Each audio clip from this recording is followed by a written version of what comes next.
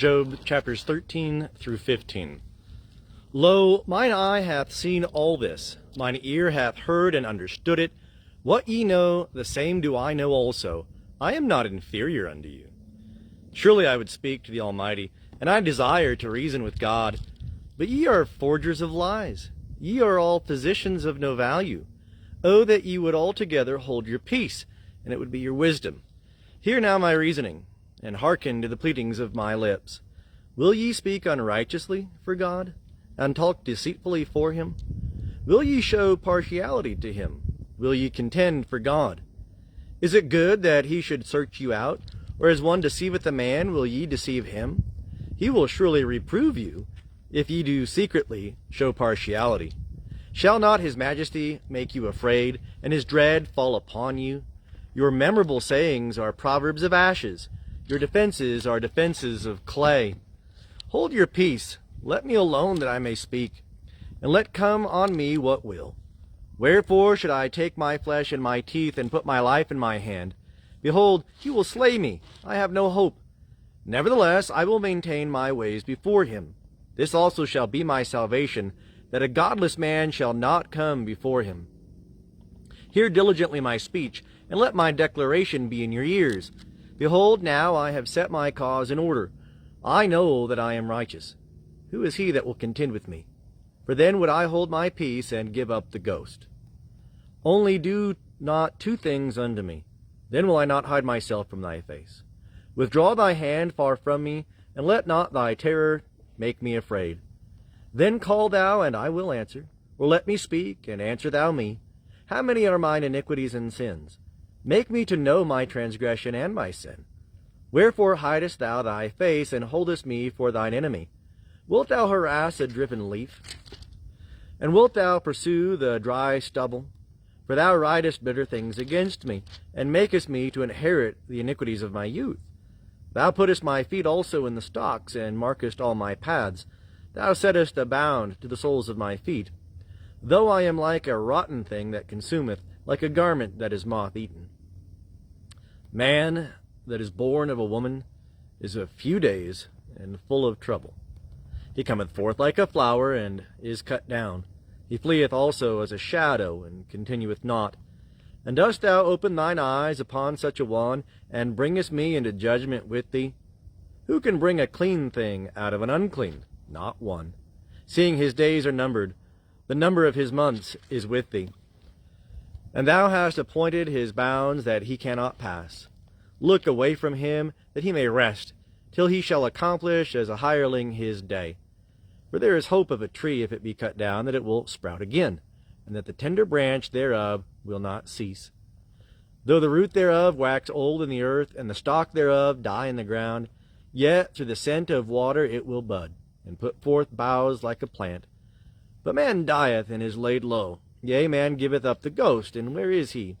As the waters fail from the sea, and the river wasteth and drieth up, so man lieth down and riseth not. Till the heavens be no more, they shall not awake, nor be roused out of their sleep.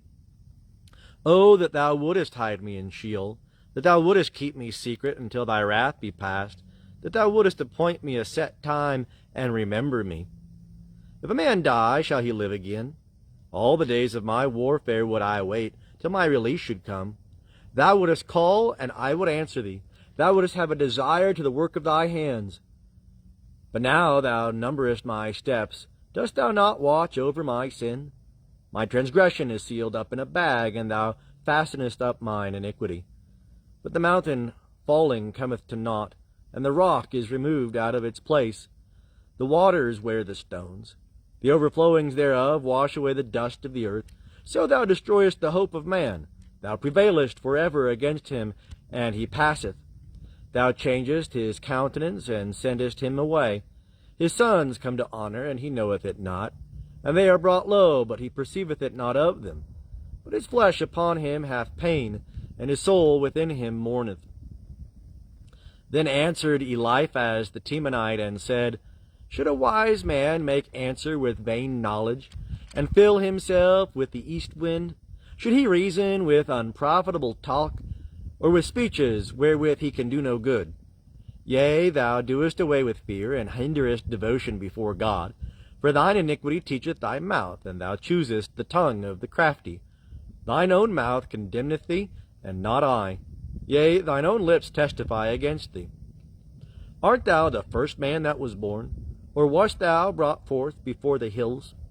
Hast thou heard the secret counsel of God? And dost thou limit wisdom to thyself? What knowest thou that we know not? What understandest thou which is not in us?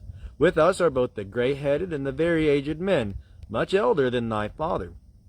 Are the consolations of God too small for thee, even the word that is gentle toward thee? Why doth thy heart carry thee away, and why do thine eyes flash, that against God thou turnest thy spirit, and lettest words go out of thy mouth? What is man, that he should be clean? And he that is born of a woman, that he should be righteous? Behold, he putteth no trust in his holy ones. Yea, the heavens are not clean in his own sight. How much less one that is abominable and corrupt, a man that drinketh iniquity like water?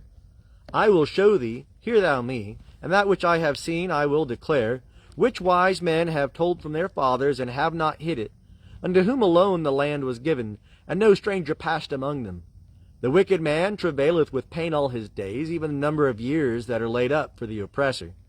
A sound of terrors is in his ears. In prosperity the destroyer shall come upon him. He believeth not that he shall return out of darkness, and he is waited for of the sword. He wandereth abroad for bread, saying, Where is it? He knoweth that the day of darkness is ready at his hand.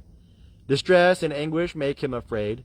They prevail against him as a king ready to the battle, because he hath stretched out his hand against God, and behaveth himself proudly against the Almighty. He runneth upon him with a stiff neck, with the thick bosses of his bucklers, because he hath covered his face with his fatness, and gathered fat upon his loins. And he hath dwelt in desolate cities, in houses which no man inhabited, which were ready to become heaps. He shall not be rich, neither shall his substance continue, neither shall their possessions be extended on the earth. He shall not depart out of darkness. The flame shall dry up his branches, and by the breath of God's mouth shall he go away.